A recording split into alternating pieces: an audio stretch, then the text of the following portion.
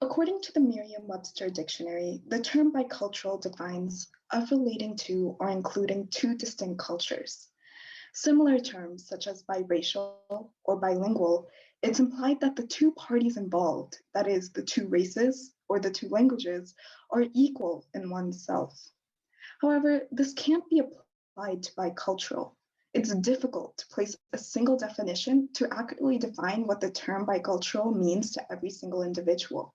Every country, especially the US, is a mixing pot of cultures. How does one find that perfect balance of both cultures to represent their personal backgrounds? In 1999, my parents moved to America from a state called Telangana in India. They had my sister Nithya in 2002 and me 3 years later. During our childhood, we were immersed in our cultures as much as possible. We practiced Bharatanatyam, a form of classical Indian dance, learned Sangeetam, classical music, and regularly celebrated many Indian festivals and holidays. I remember watching Hindi and Telugu movies late at night with my family, just in awe of my heritage. In elementary school, I began to experience for the first time the vast difference between American and Indian culture. The Indian lifestyle I developed within my home and close community suddenly faced opposition from the norm of culture and lifestyle that many of my friends experienced. The most challenging part being embracing my heritage and upholding my culture while assimilating into American societal standards. In third grade, my teacher had my class create presentations about anything we wanted to talk about. I decided I wanted to talk about India. On the day of the presentation, I wore a traditional Indian dress, packed this traditional Indian storybook widely known as Panchatantra in my bag, as I decided I wanted to read one of these stories out loud to my class. I eagerly went to school to present. I had a slideshow, maybe only 3 slides, and yet I enthusiastically presented it.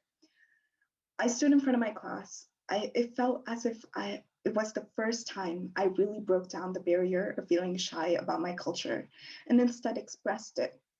My classmates were intrigued and they enjoyed the presentation. They came up to me after class asking more questions about Panchatantra and the other things I discussed.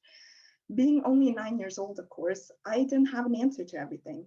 My classmates, however, I didn't think they would be as interested as they were.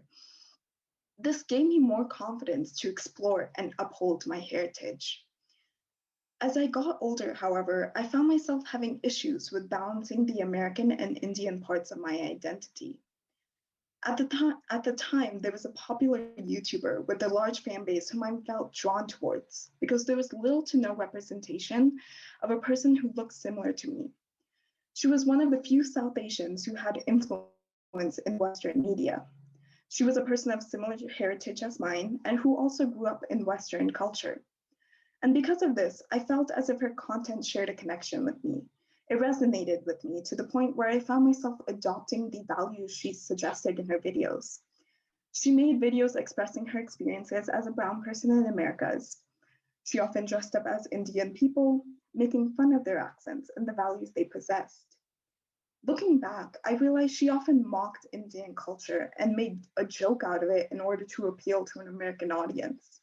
She often talked in a condescending manner, which I, as well as many South Asians, had looked up to for years.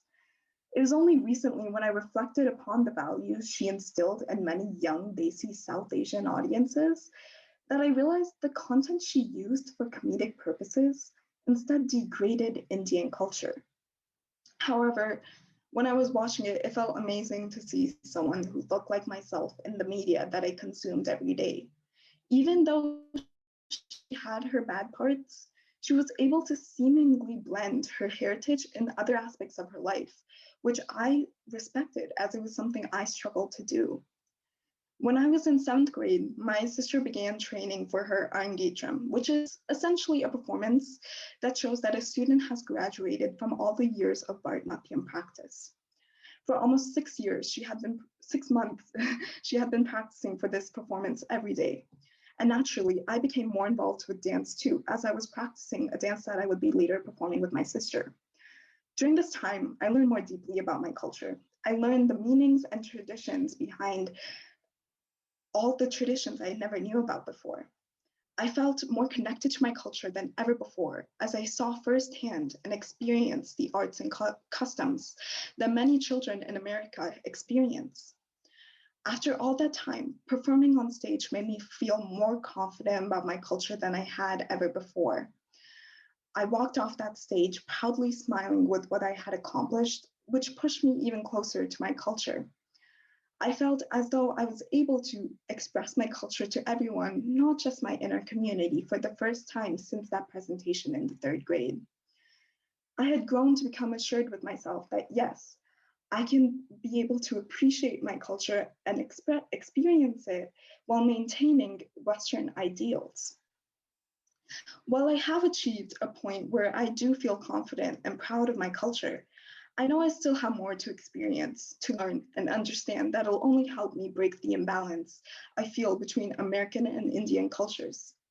However, I realize that it's okay to embrace one side of me, to love it and be proud of it, while at the same time fitting in with those around me as well.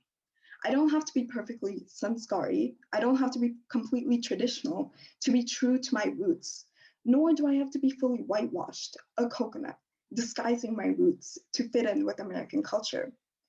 I know that I can simply exist as an Indian American, not just Indian, not just American, but rather a balance of both. Thank you.